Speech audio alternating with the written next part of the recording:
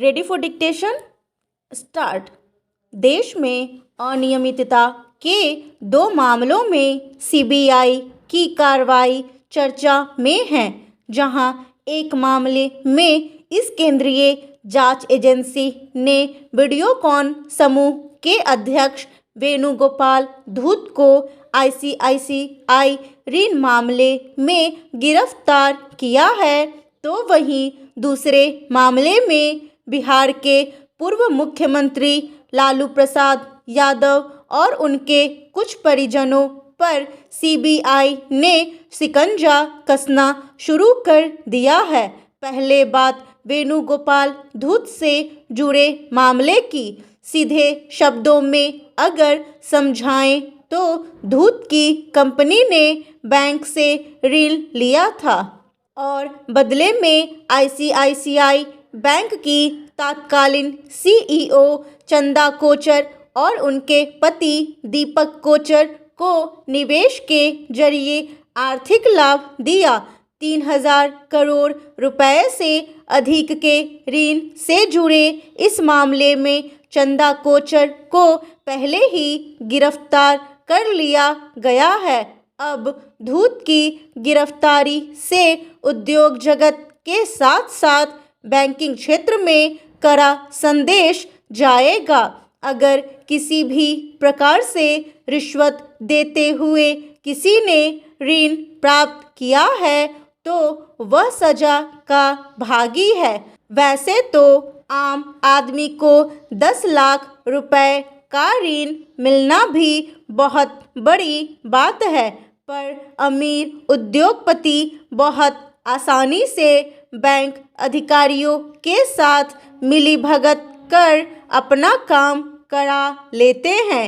जब एक बैंक कर्मी रिश्वत लेता है तो वह अपने बैंक और ग्राहकों को ही नहीं, देश की अर्थव्यवस्था को भी चूना लगाता है। चंदा कोचर जैसे बड़े बैंकर पर भी जब सवाल उठते हैं तो बैंकिंग व्यवस्था से लोगों का विश्वास टूटता है।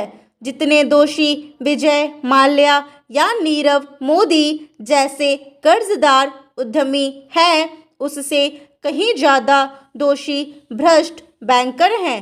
सीबीआई अगर वाकई ऋण के भ्रष्ट तंत्र को जड़ से उखाड़ना चाहती है तो उसे इस मामले को अंजाम तक पहुंचाना चाहिए। इसका फ़ायदा देश को दिखना और होना चाहिए। बिना कराई भ्रष्ट आचरण काबू में नहीं आ सकता। वैसे बिहार से जुड़ा मामला पहली नज़र में कुछ अलग और ज़्यादा राजनीतिक लग रहा है। रेल मंत्री रहते हुए परोक्ष रूप से धन या संपत्ति जुटाने का आरोप नया नहीं है और एक समय आया था जब मान लिया गया था कि सीबीआई ने इस मामले को बंद कर दिया है। अब मामले के खुलने से खासकर बिहार के उप मुख्यमंत्री तेजस्वी यादव निशाने पर आएंगे। क्या सीबीआई को इस मामले में नए साक्ष्य मिल गए हैं? सीबीआई की पारदर्शी कार्रवाई से ही इस मामले में होने वाली राजनीति पर लगाम लगेगी। मामला खड़ा करना या किसी मामले को खोलना या किसी मामले में पुख्ता साक्ष्य के बाद ठोस पहल करना गलत नहीं है, लेकिन कैसे भुला दे कि यह जांच एजेंसी अनेक बार किरकिरी करा चुकी है।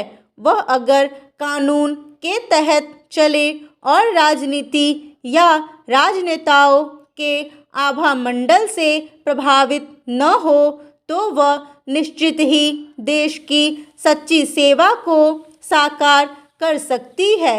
यह एक ऐसी एजेंसी है जिस पर अब भी लोगों का थोड़ा विश्वास कायम है।